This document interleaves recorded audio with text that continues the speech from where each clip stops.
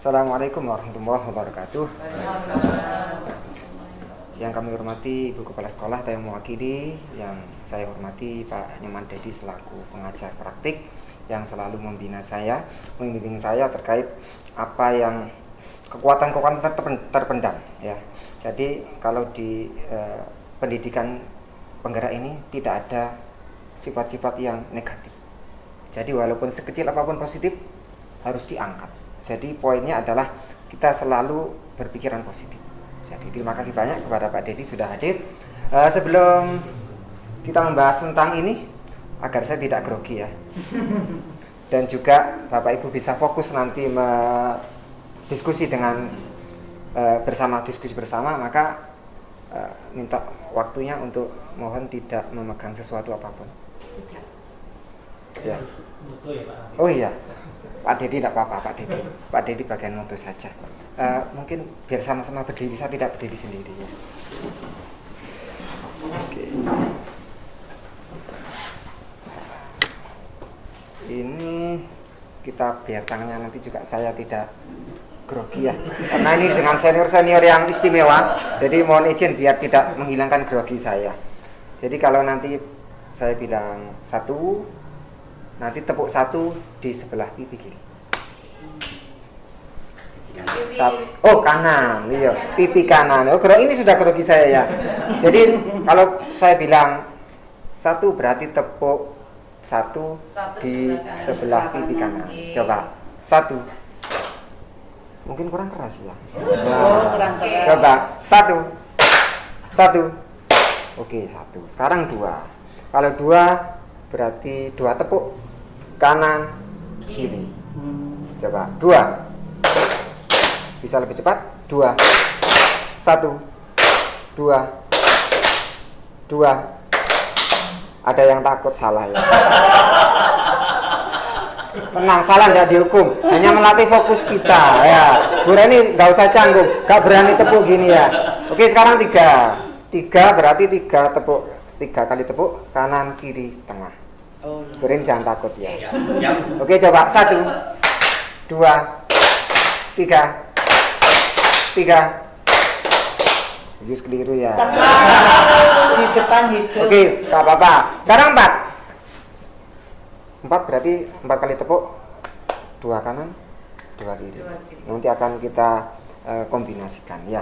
Coba 4 3 2. Dia takut ya. Oke, sekarang yang 5. Enggak takut. 5. Kalau 5 1 2 3 4 5. Oke, coba 5 3 2 1.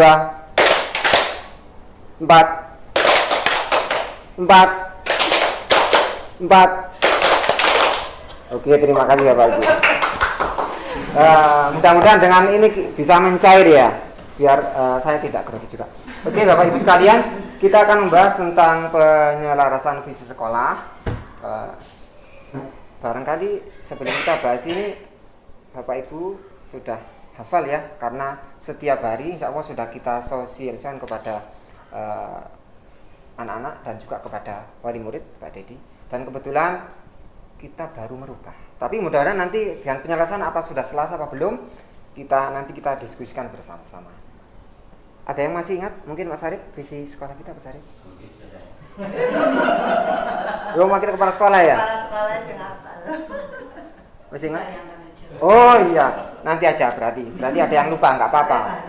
Jadi sebagai guru maka kita pun juga jangan sampai tidak ingat, tidak tahu visi kita. Oke. Baru ingat ya. Iya, terima kasih. Memang butuh proses ya. Jadi seperti itulah kita juga memperlakukan anak. Jadi anak nggak bisa langsung tembak langsung hafal, karena butuh proses dulu, kadang mancing. Oh baru ingat. Ya, seperti itulah. Oke. Nah, ini sebelum nanti masuk ke diskusi, perlu saya sampaikan bahwa tujuan pendidikan menurut KHD atau Ki Hajar Dewantara, barangkali ada yang tahu nama aslinya? Ada yang ingat Mas? Ini hanya gelar atau sebutan ya. Nama aslinya ada yang ingat? Ada yang ingat? Oke, kalau nggak ingat nggak apa-apa. Kalau ingat nggak apa-apa. Raden? Sastra Diningrat. Raden? Ya, nanti diingat lagi Bu Diah ya. Ki Hajar Dewantara ya. Adalah untuk menuntun kodrat anak-anak agar mencapai keselamatan dan kebahagiaan sejati baik sebagai anggota masyarakat maupun sebagai manusia yang berkualitas. Jadi tujuan kita untuk mendidik anak-anak itu adalah anak-anak nanti harapan kita agar bisa selamat, bahagia, nggak hanya di dunia, tapi di akhirat juga, tidak hanya di sekolah, tapi juga nanti ketika sudah terjun di masyarakat. Oleh karena itu, pendidik harus menuntun pada anak pada kehidupan yang selaras dengan alam dan masyarakat sesuai kodrat alam dan zamannya. Kalau dulu kita mungkin di desa, mungkin alamnya berbeda, sekarang kita di kota juga berbeda. Otomatis kita harus menyesuaikan dengan kondisi yang ada pada saat ini. Kemudian berpihak pada murid dan memahami keunikan murid. Setiap anak punya keunikan dan tidak bisa disamakan, ibarat ikan, ibarat burung, gak bisa disamakan. Semua punya kelebihan masing-masing. Maka kita jangan menilai anak hanya dari segi ini saja, maka kita lihat sisi positif yang lain. Karena setiap anak pasti punya keunikan. Gak bisa baca, ternyata dia aktif di menari misalnya. Maka kita harus dalami keunikan yang ini. Kita tidak bisa memaksakan anak yang mungkin kesulitan untuk menari, kita ajak untuk nilai matematika misalnya. Maka kita fokus kepada keunikannya. Kita positifnya kita kembangkan. Pintar bahasa Inggris, dileskan bahasa Inggris, atau yang pintar matematika dileskan matematika. Yang nggak bisa matematika dileskan matematika, pintar bahasa Inggris dileskan bahasa Inggris. Kira-kira pilih yang mana? Pintar bahasa Inggris, leskan bahasa Inggris. Betul. Ya.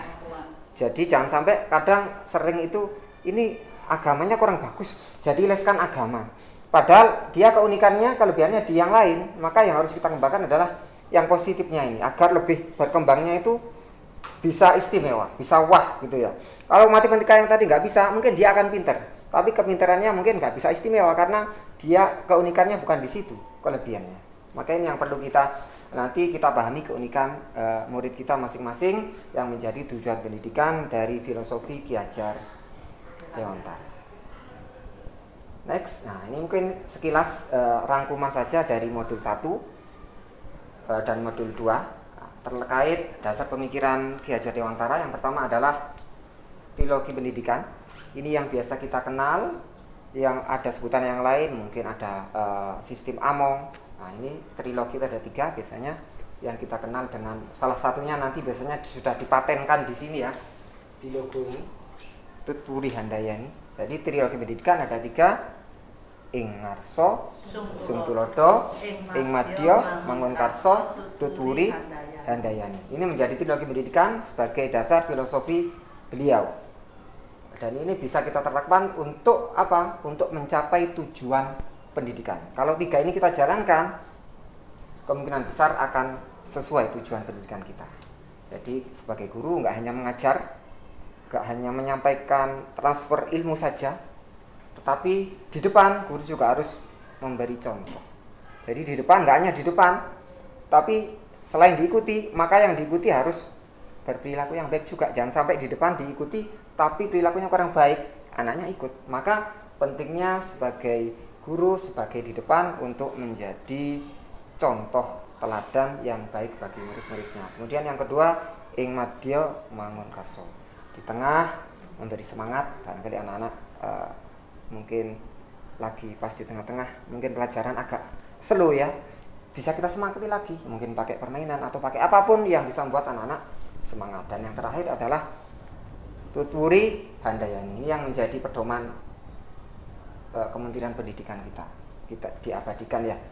Kemudian ada Tripusat Pendidikan. Jadi pendidikan ini ada 3 pusatnya. Yang pertama adalah pendidikan di keluarga. Ini paling penting. Jadi sebelum ke sekolah pasti anak mengalami pendidikan di lingkungan keluarganya. Maka keluarga juga harus bisa mendukung proses pendidikan anak-anaknya. Nggak lepas tangan ke sekolah. Karena sambung ke trilogi pusat. Yang kedua adalah di lingkungan sekolah. Yang ketiga di lingkungan masyarakat. Jadi setelah di keluarga bagus, guru juga diupayakan bagus di masyarakat, harapannya bisa menerapkan apa yang sudah diperoleh dari keluarga, dari sekolah, dipraktekkan dalam kehidupan sehari-hari ketika nanti anak-anak sudah menjadi orang yang bermasyarakat. Kemudian yang berikutnya, dasar pemikiran beliau adalah belajar harus sesuai kodrat alam dan kodrat zamannya. Kalau zaman dulu mungkin masih banyak, mungkin saya juga mengalami ya. Ketika saya belajar dulu di pondok itu masih ada kontak fisik ketika tidak bisa.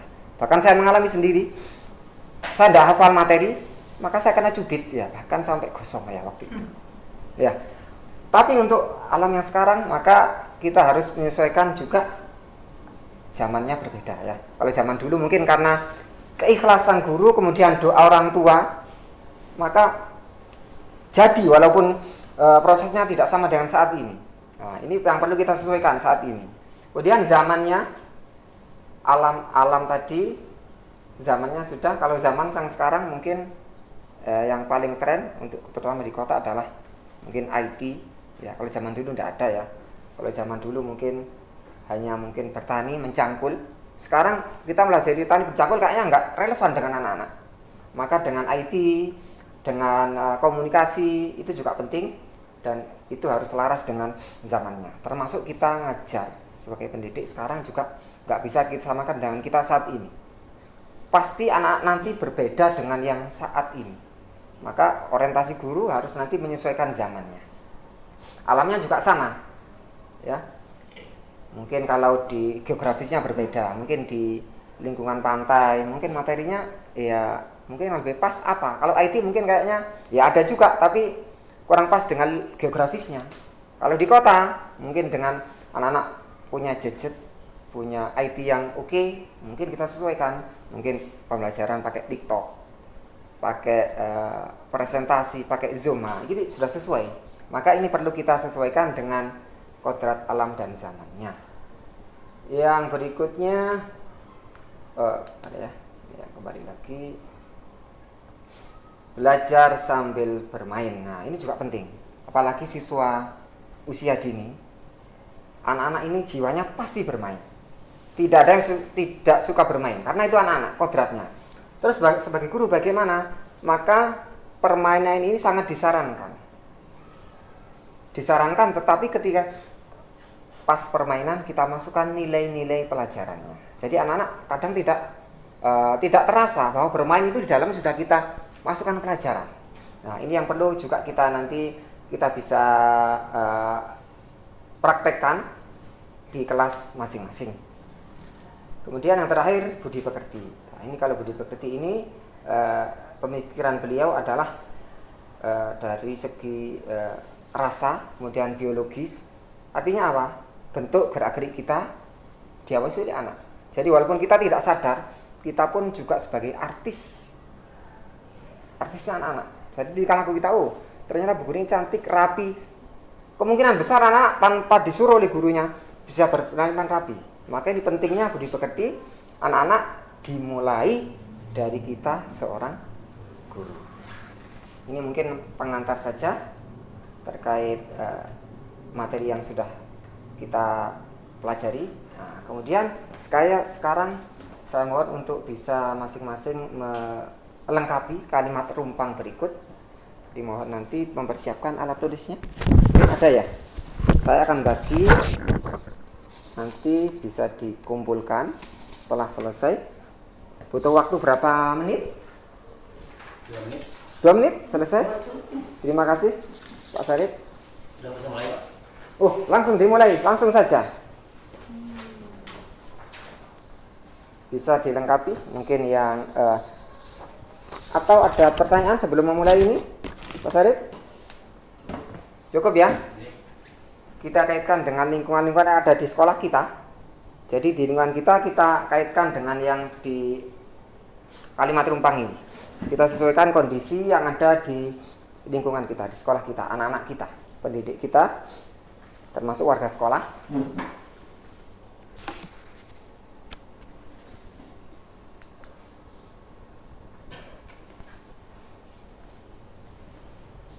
Ini bisa dikaitkan dengan profil pelajar Pancasila, bisa?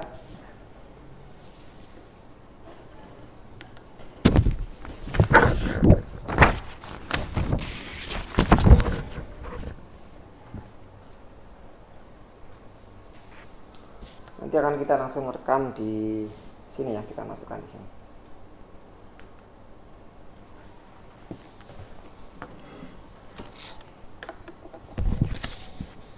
Satu menit lagi. Katanya Pak Syarif.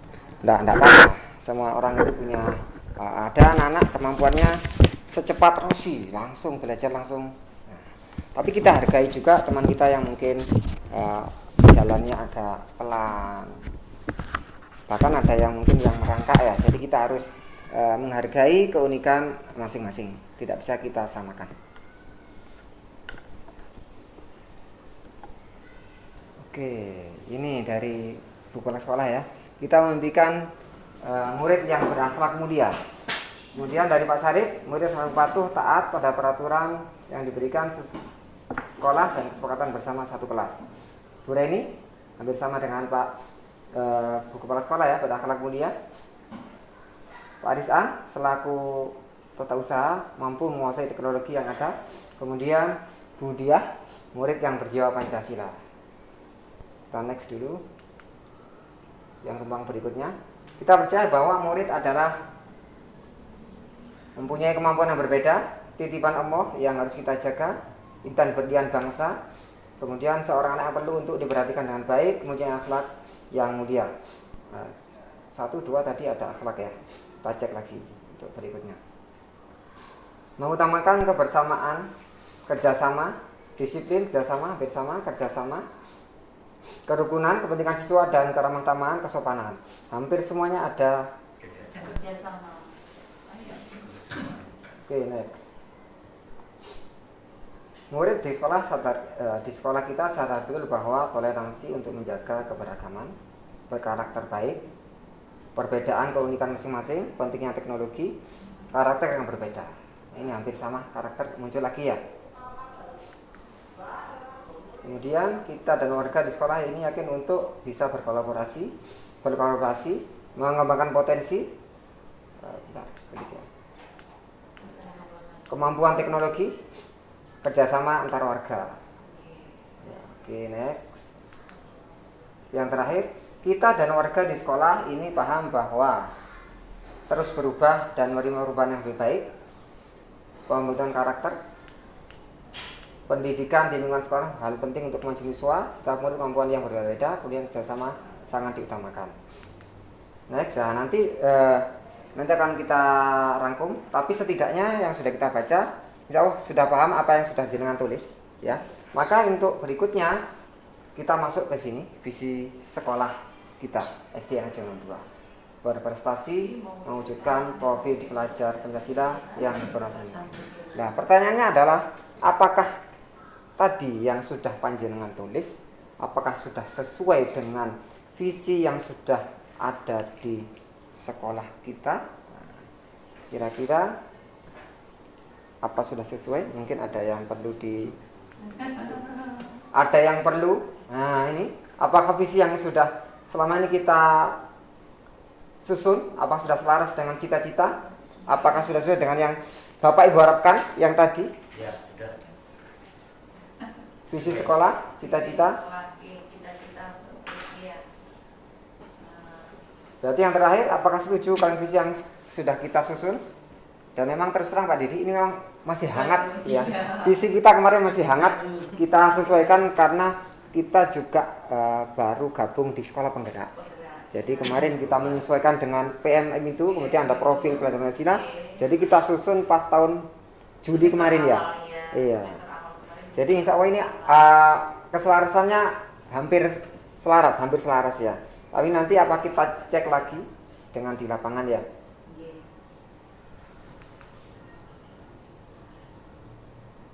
Nah, sebelum masuk ke sini, nanti akan kita cek lagi apakah perilaku mendidiknya apa sesuai dengan yang visi-visi apa sesuai kita jalankan di lapangan apa belum. Tapi sebelum ini mungkin kita next kembali ini dulu ya, karena nanti di profil kita sudah ada pelajar Pancasila. Mungkin kita baca dulu visinya bersama-sama, kemudian kita karena di dalamnya ada profil pelajar Pancasilanya, kita cek dulu ya visi kita ya.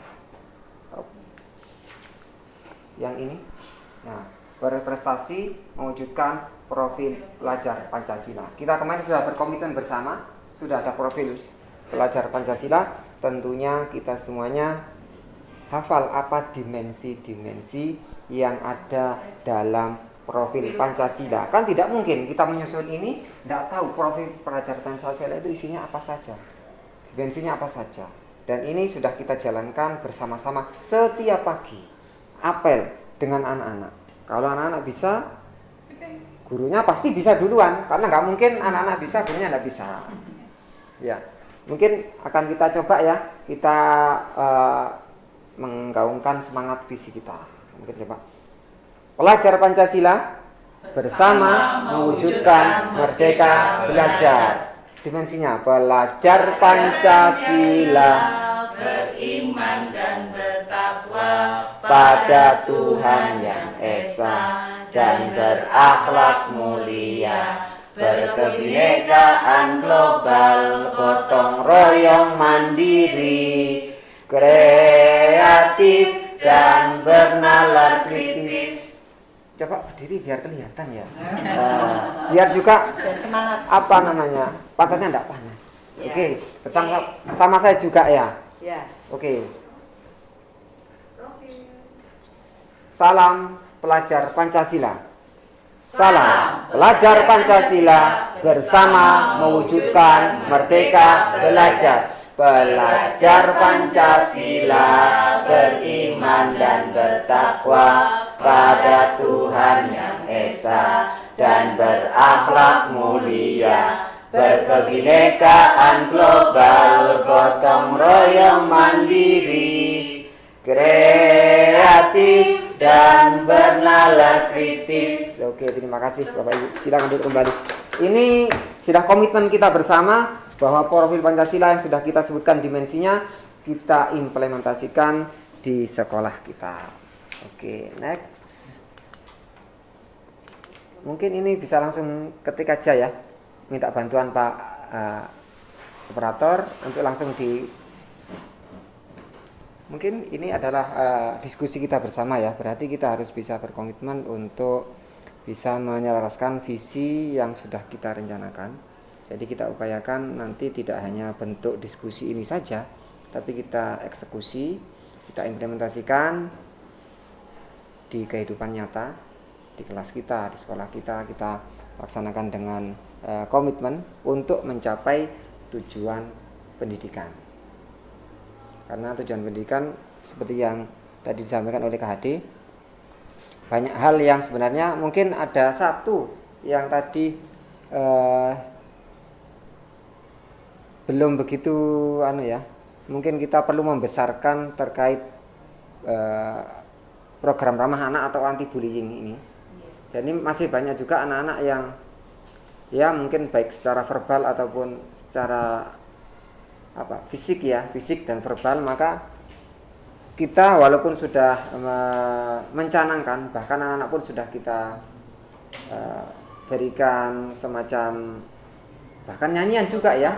Tapi pelaksanaannya ternyata di kelas, mungkin di sekolah masih ada. Ini yang perlu nanti kita carikan solusi bersama agar tidak hanya slogan, tidak hanya visi, tapi kita benar-benar dilaksanakan dan hasilnya mudah-mudahan nanti sesuai dengan yang kita harapkan. Karena memang masih ada ya, walaupun 1-2 anak-anak itu saling mungkin kalau bahasa kita itu ilo-iloan ya, mungkin orang tua atau apa. Nah ini yang ya, padahal kita setiap pagi sudah itu ya, sudah melaksanakan lagu tentang anti bullying. Nah ini perlu kita nanti kita tanamkan bersama lagi, kita temukan lagi.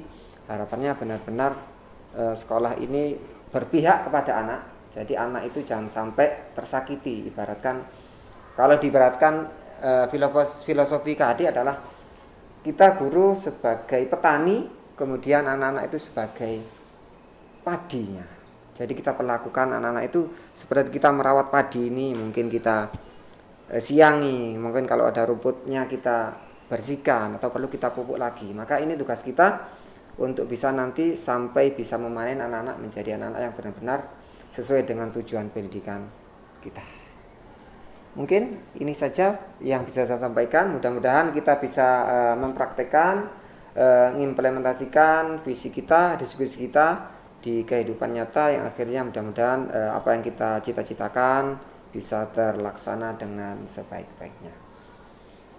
Mungkin diskusi sampai di sini Pak Dedi. Barangkali ada tambahan refleksi dari diskusi ini sebelum nanti acara penutup. Terima kasih Pak Ihsan dan Bapak Ibu semuanya. Ini sudah proses yang luar biasa. Kita tidak terasa hampir 2 jam membahas masalah visi ini. Dan ternyata bukan hal yang simpel Pak ya. Kalau dulu mungkin dalam membuat visi itu kopas dari visi sekolah yang ada, kemudian kita sesuaikan. Padahal prosesnya nggak seperti itu. Apalagi kalau kita menyusun KOSP, itu kan ada memperhatikan kondisi lingkungan sekolah dan sebagainya. Kemudian aset yang dimiliki sekolah, mulai sumber dayanya bagaimana, lingkungan bagaimana, kemudian warga sekitar bagaimana, budaya positif yang sudah ada di sekolah itu bagaimana, itu yang bisa kita masukkan di dalam visi perubahan ini. Kemudian tadi ada beberapa yang memang masukan yang diberikan oleh Bapak Ibu semuanya belum sempat tercantum di visi. Contohnya adalah terkait dengan mungkin toleransi, kemudian anti bullying dan sebagainya, itu tidak harus dicantumkan di visi, nanti bisa di breakdown di dalam misi dan tujuan. Akan lebih mudah untuk kita menilai suatu keberhasilan visi apabila di setiap visi itu ada indikator visinya. Jadi misalkan tadi prestasi yang mewujudkan prestasi itu berhasil, misalkan salah satunya adalah keberhasilan anak dalam mengikuti UKD dan sebagainya, itu bisa dimasukkan di dalam indikator visi. Kemudian di breakdown menjadi misi dan tujuan.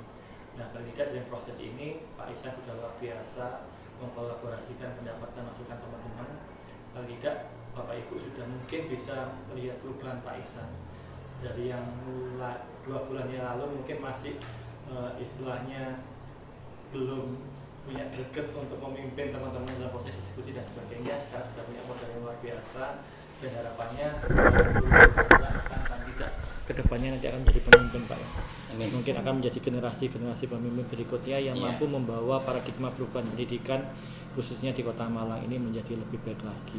Jadi secara modal kemarin saya juga sampaikan kepada fasilitator ternyata pemahaman terkait dengan modul dan sebagainya filosofi KHD sudah diimplementasikan oleh teman-teman CVP secara luar biasa di sekolah masing-masing dan harapannya tidak berhenti sampai di sini karena nanti ke depannya akan banyak lagi aksi nyata yang harus dikolaborasikan bersama-sama sehingga semakin terasa lagi efek positif dengan adanya JGP di sekolah ini. Saya rasa itu Pak Ihsan, tetap semangat untuk 4 bulan ke depan. Ya. Lebih panjang saya Pak, 9 bulan di angkatan yang pertama, apalagi di angkatan 4 tuh sampai dengan 14 bulan Pak. Karena kan ada perubahan anggaran dari yang semula di pusat yang menangani, kemudian diserahkan kepada daerah. Kalau saya itu masih istimewa Pak. Jadi lokakarya, kegiatan semuanya dilakukan di hotel. Tapi semenjak kemudian angkatan 5 itu kembali ke daerah, jadi yang setelah pelaksananya adalah dinas pendidikan.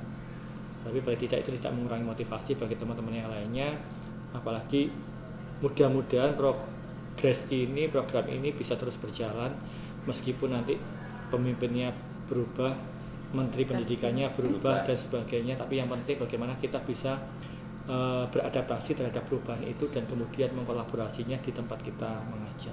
Itu aja, terima kasih. Wassalamualaikum warahmatullahi wabarakatuh.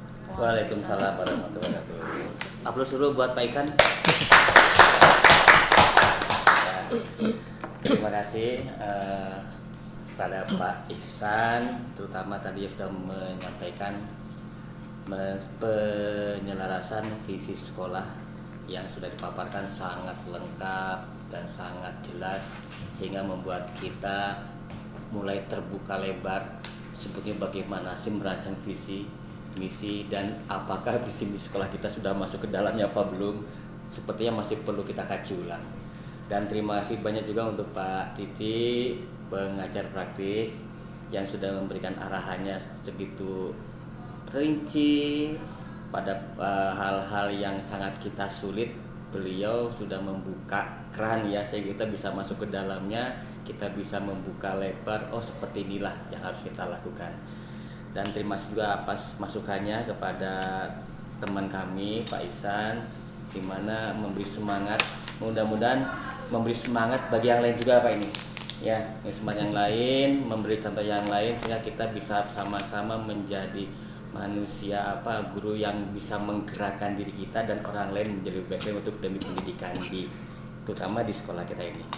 Bapak Ibu, kami ucapkan terima kasih atas kehadirannya kepada Bu Tia, Bu Reni, Bu Yus, Pak Rizan yang sudah ikut membantu dalam pelaksanaan pada siang hari ini. Mari kita sama-sama mendukung Pak Ihsan, mudah-mudahan apa ini canangan Pak Ihsan menjadi guru penggerak tahun angkatan ke-9 ya.